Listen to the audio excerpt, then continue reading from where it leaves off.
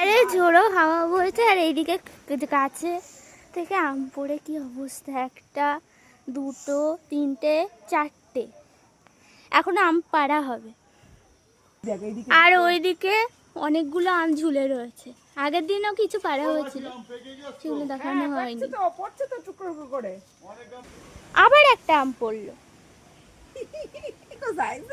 কত বড় সাইজ, ওই হাওয়া বইছে আর এক একটা করে পড়ছে, আর আমরা ছাদে দাঁড়িয়ে দাঁড়িয়ে কুড়াচ্ছি।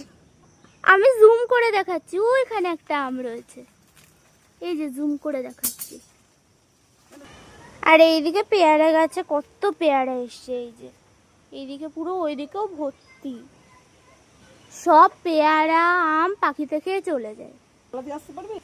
আর আমরা এই যে আম নেওয়া হয়ে গেছে, আম নিয়ে নিচে চলে এসেছি। আর এইদিকে প্রচুর আম হয়ে রয়েছে, ওই যে একটা দেখা যাচ্ছে। আমরা আম নিয়ে বাড়ি চলে এসেছি।